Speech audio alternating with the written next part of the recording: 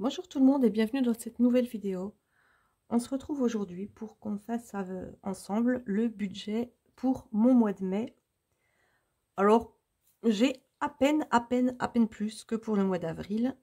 Pourquoi? Je n'en ai aucune idée puisque la CAF calcule toujours tellement aléatoirement. Enfin, ils ont sans doute des barèmes très particuliers, mais j'ai jamais vraiment tout compris. Il ne me semblait pas qu'il y avait eu d'augmentation entre avril et mai, enfin du coup entre mars et avril, puisqu'ils payent à mois à terme échu, bref. Peu importe, on attaque tout de suite donc le budget de mon mois de mai.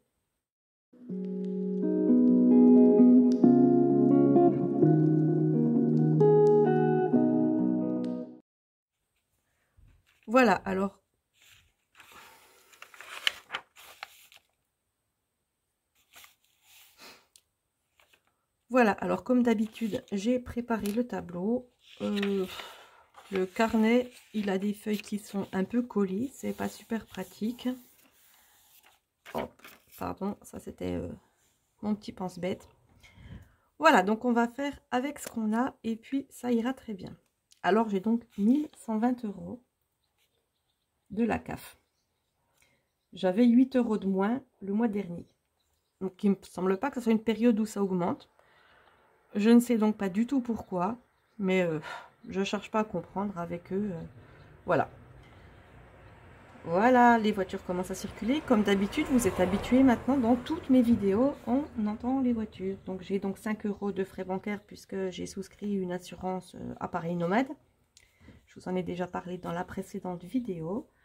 100 € de mensualité d'électricité. Alors là, il y a quelques temps, ils ont essayé de me passer la mensualité à 157 €.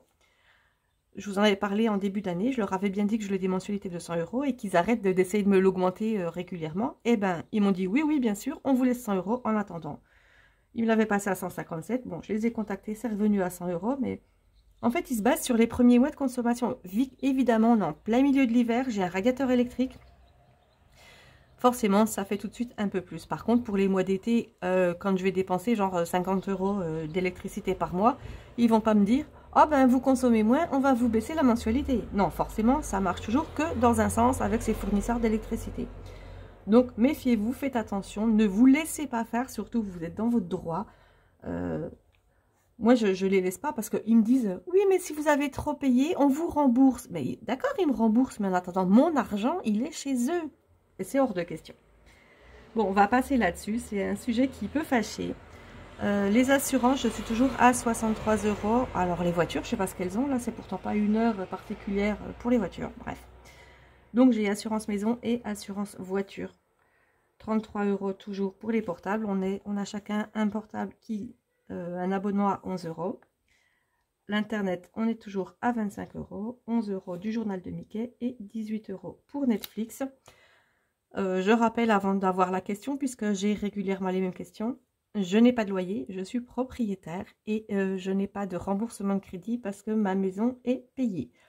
Voilà, j'aurai juste les impôts fonciers en fin d'année et il faut d'ailleurs que je mette de l'argent de côté à ce sujet. Le total là, ça fait 255. Bon, j'ai pas mis le total là, mais il est facile à calculer puisqu'il n'y a rien à calculer. L'épargne, je mets toujours 100 € donc d'épargne. Je mettais plus quand je travaillais. Bon, ben là, 100 € c'est déjà pas mal vu le peu de revenus qui part directement sur mon livret A. Et pour les autres épargnes, on verra ça une fois que j'aurai rempli mes catégories, ce qui reste. A moins B moins C, donc revenu moins charge fixe moins épargne, on est donc à 765 €. Et comme je veux laisser toujours une vingtaine d'euros sur mon compte, ce qui fait que je peux utiliser 740 €. Voilà, donc on passe tout de suite dans les catégories. Je crois que rien n'a changé par rapport au mois dernier, puisque à 10 € près, j'ai exactement la même chose. Ce qui fait donc qu'on a 40 € par semaine pour les courses, donc 40 € pour la première semaine et 120 € que je mets dans la banque du mois. Voilà pourquoi je sépare en deux colonnes. 30 € pour l'essence et 90 € pour les autres semaines. 20 € pour mon enveloppe Gaël et 20 € pour l'enveloppe réserve, ce qui fait 60 € pour la banque du mois pour les 3 autres semaines. et 10 € en pharmacie que je ne touche quasiment jamais, et donc 30 € en banque du mois. Ce qui fait 120 € pour la première semaine et forcément 360 € pour les 3 autres semaines. Ces catégories-là ne changent pas non plus par rapport au mois dernier, puisque ça fonctionnait bien. 40 € pour shopping, 40 € pour resto, 40 € pour enfants et 10 € pour les chats. Ce qui me fait un total de 130 €. Et donc, si on additionne ces trois-là, on arrive à 610 €. Si je ne me suis pas trompée, 360, 480, 580, 610. 610 €, c'est nickel. Et donc, forcément, dans la banque du mois, il y aura les 360 qui sont listés là-haut.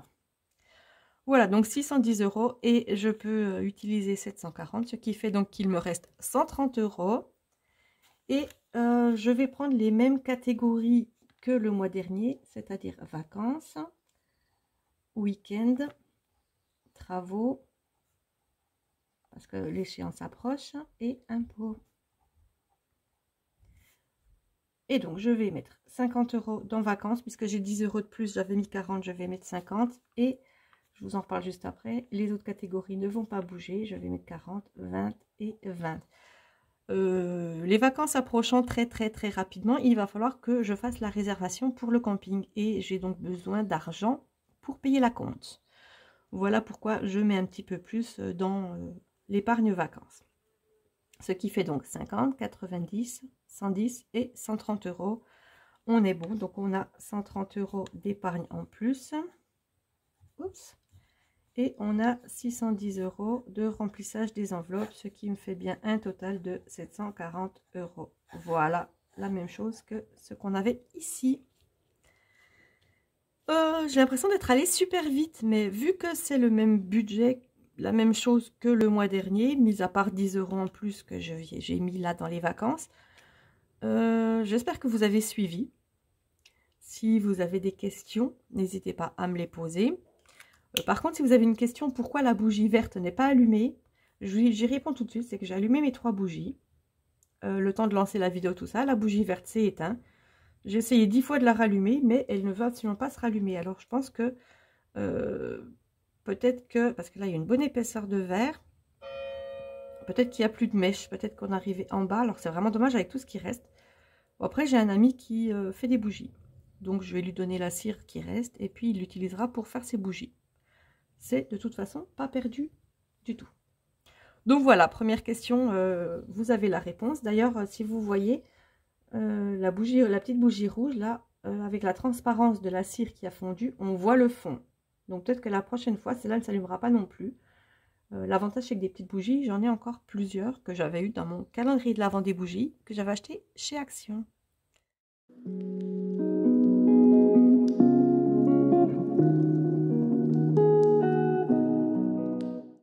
Comme d'habitude, à vous abonner, à activer la cloche notification, partager ma vidéo et abonnez-vous pour ceux qui visionnent les vidéos sans être abonnés. J'aimerais beaucoup arriver aux 1000 abonnés. Et d'ailleurs, quand j'arriverai aux 1000 abonnés, je ferai un super concours pour tous mes super abonnés. Voilà, donc un petit pouce vers le haut également, un petit commentaire, histoire de me dire ce que vous pensez de la vidéo, si j'ai été trop vite, si ça s'est bien passé. Ah, le soleil se cache. Donc forcément, changement de luminosité. Bref, on se retrouve très bientôt pour le bilan de ma semaine 4 du mois d'avril. En même temps, moi je filmerai le remplissage du mois de mai, mais vous verrez la vidéo un petit peu plus tard. Normal, je ne vais pas vous mettre 2 vidéos à la suite. Une, c'est bien assez. Je ne vais pas vous faire me supporter trop en même temps. Et donc, en attendant ces prochaines vidéos, portez-vous bien et on se retrouve très bientôt. Bye bye!